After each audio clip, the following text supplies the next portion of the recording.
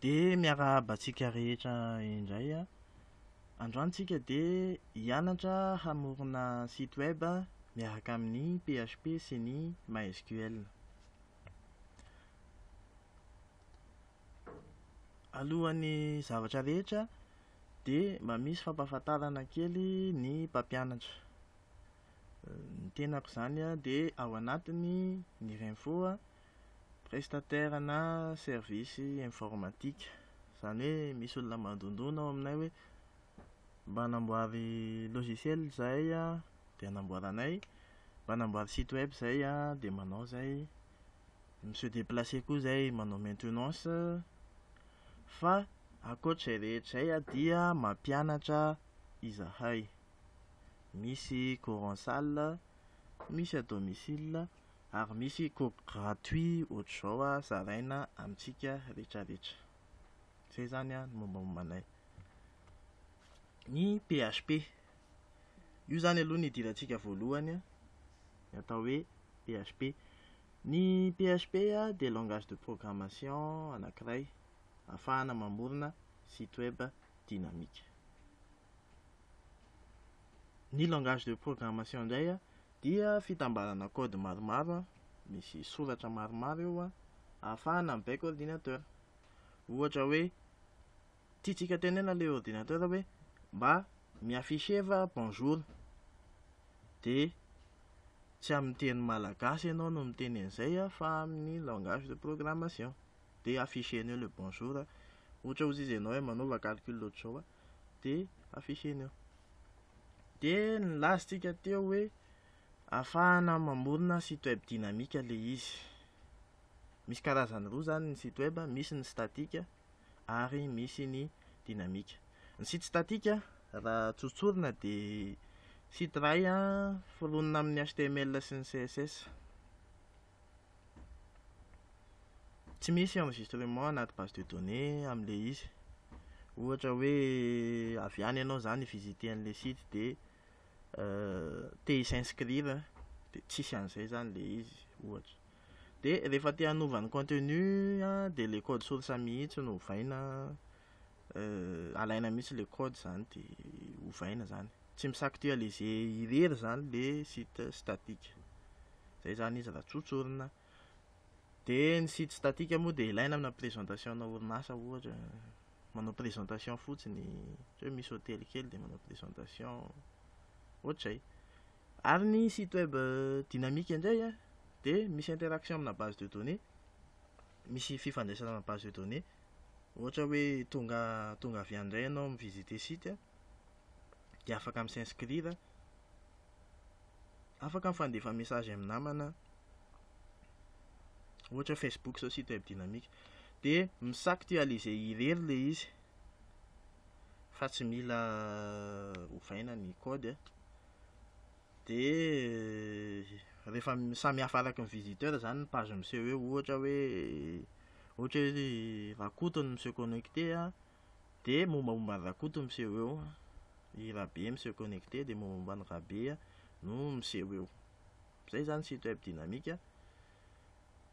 Zany hoe dynamique zany, io ao azy zany le izy. Zay zany momba ny PHP. Anankiray koa ny PHP de ny asany de migénérer code HTML de misexécuter côté serveur le izy. Azavaiko zay client sy serveur zay. Ianao zany rehefa miconnecte, ty ianao ty mangamanga kely visiteur ty, de ty machine anao le client. Rehefa miconnecte ianao a de mangataka page any amina serveur iray. Ohatra hoe hanao Facebook ianao a, de mangataka page any amin'ny serveur Facebook. De io serveur io zay machine matanjaka be, io a no mandefa page any aminao.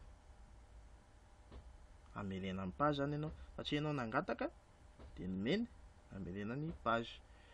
De io page alefany any aminao io tsy inona akory fa code HTML sy CSS. Tsy ampy kely le sary nataoko, miala tsiny indrindra.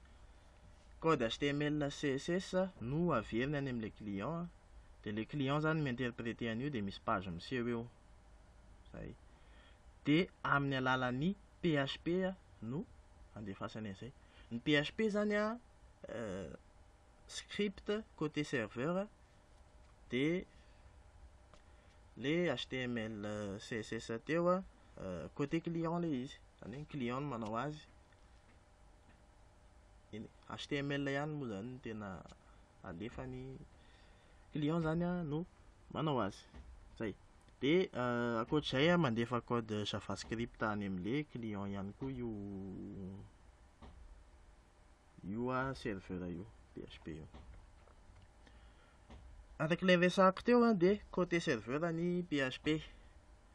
Dikan'izay a mila avadika serveur zany aloha io ordinateur anao io a, amin'izay ianao vao afaka manao code PHP. Dia mila logiciel iray atao hoe WAMP serveur zany tsika. Avadikitsika serveur zany a le ordinateur kelitsika io. Dia ankoatr'izay moa mila navigateur mazava ho azy. Navigateur le logiciel le hivisitenao site iny. Dia mila éditeur de texte mba hitapena an'le code. Zay ngamba ny fampidirana fidiran'le outil tsika zao.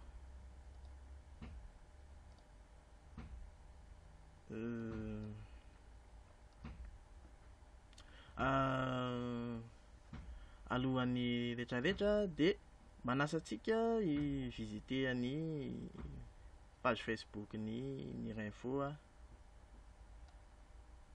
Ataoko eo amin'ny lien eo amin'ny description eo le izy a. Page Facebook ahitanareo ny vaovao rehetra momba ny Info. Dia le logiciel noteneniko teo a WAMP serveur dia atao anatin'ity site ity www.wampserveur.com. dia ao tsika no télécharge azy a. Apetraka eo amin'ny description ihany a ny lien. Dia ankoatr'izay a ny Sublime Text dia atontsika amin'ny télécharger azy a. Dia apetraka eo koa lien azahoana anazy. Dia atao amin'ny YouTube ny Info. Zay ny anaranay ato a.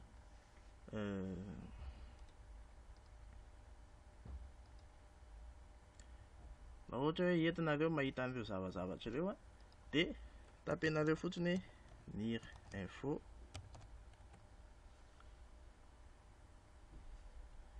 Dia misy zavatra miseho eo a rehefa avy eo. Zay. Dia ity cliquez eo a dia io zahay. Efa misy vidéo formation kely maromaro a momba ny Excel izy io. Zay zany. Dia anomboka an'le PHP amin'izay zany tsika.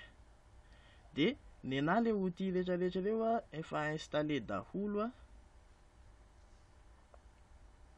Fa anjaranao zany a no manao ny installation anao. Tako ngamba fa mahay mi-installer daholo.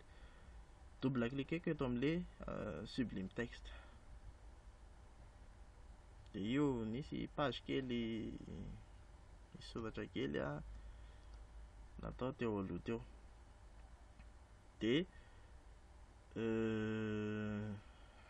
manao nouveau tsika, file dia new file dia CTRL S. Dia makany amin'ny raha ny tokony izy zao a any amin'ny C. Eny tsy hoe raha ny tokony izy fa any amin'izay ny installenao an'ilay WAMP serveur. Makany tsika dia ity zao nenao hoe WAMP 64 dia sokafana dia www tsy maintsy atao ao zany le izy. Dia amorona dossier vaovao hoe formation. Dia ao a no amorona code PHP, fichier PHP, page.php ohatra ny ataoko anarany a. Dia enregistrena le izy. Zay. Dia efa vita zay a dia démarrentsika aloha le serveur. Double clic eto amin'le WAMP serveur dia oui. Dia miandry kely tsika. Ety amin'ny sisiny ety a misy zavatra kely menamena ohatran'io a. Indrasantsika maitsomaitso io a, zay vao afaka miasitsika. Dia ataoko pause kely aloha zany mandrapamaintso azy. Zay le izy fa lasa maintsomaintso dia sokafatsika. Klikena fotsiny eo amin'ilay icône dia misy hoe localhost dia makany amin'ilay localhost tsika.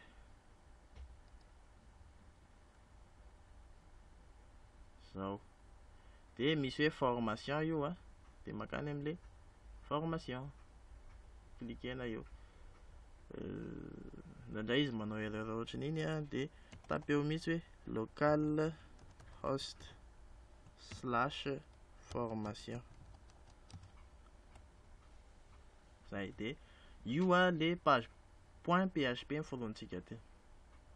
Zay zany dia hianatra an'ilay PHP amin'izay zany tsika. Voalohany indrindra tiatsika fantarina hoe aiza no asiana ny code PHP.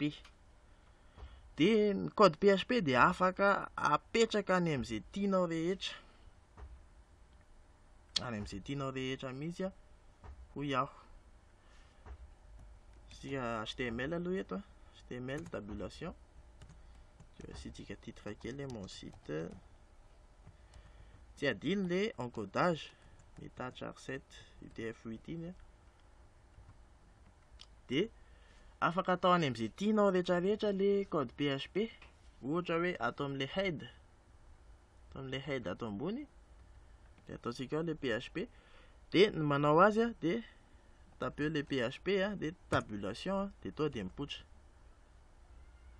Code PHP zany dia ao anatina balise ohatr'izao hoe misy chevron ouvert dia parengo dia PHP dia parengo dia chevron fermé. Zay. Ao zany asiana code PHP. Dia anao code PHP anankiray ohatra tsika miafficher texte, miafficher bonjour. Atomboka tsika amin'ny bonjour zany le izy. Bonjour les amis. Zay zany ny ataontsika. Yo.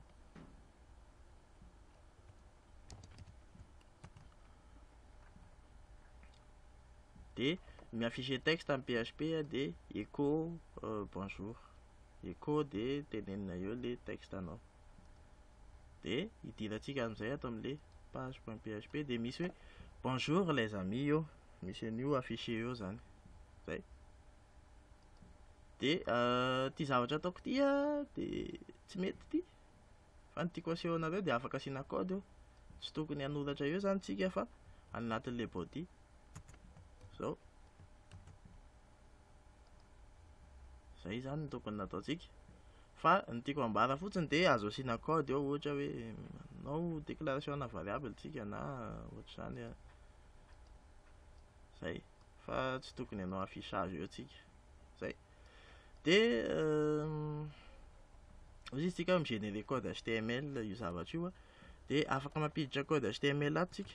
Ohatra ataontsika hoe H1 le H1 io ho an'izay nanadino dia manao titre ngeza be izy io. H1 bonjour les amis. Zao. Dia lasa ngeza be le izy. Dia lasa ngeza be ohatr'izao le izy. Dia BDB zany azo ataonao amin'izay toerana zay tianao mihitsy io na ampidirinao anaty ihany raha hoe tahaka izao ohatra hoe misy balise H1 eto dia mentsika style le izy CSS io dia asiantsika code PHP ato hoe echo soratatsika eo zany le hoe rouge ohatra point virgule, tsy maintsy mafana point virgule. Ataontsika eto indray coucou. Zay. Dikan'ity zany hoe ny tiako hatongavana zany hoe asiana an'ilay soratra hoe rouge ao anatin'ilay attribut style. Dia ovaintsika hanao style kely eto tsika CSS hoe non, tsy style fa mialatsiny a, classe no tiako atongavana. De le classe zany hoe ametsika anarana le H1 de ataontsika hoe point classe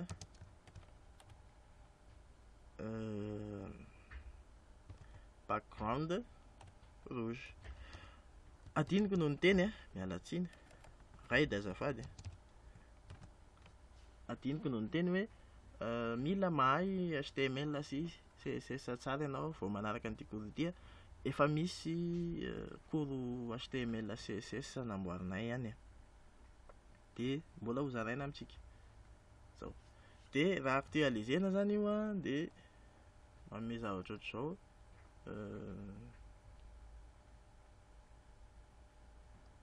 misy adino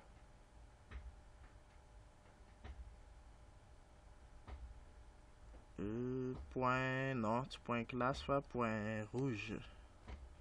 Mialatsiny satria rouge ny ato anatiny ato zao. De zay ny tiana ambara amin'ireny zany de hoe afaka apetraka any amin'izay tianao mihitsy ny code PHP. De zay aloha ny tapany voalohany a, de manaraka eo tsika hiditra lalindalina amin'ilay izy amin'izay.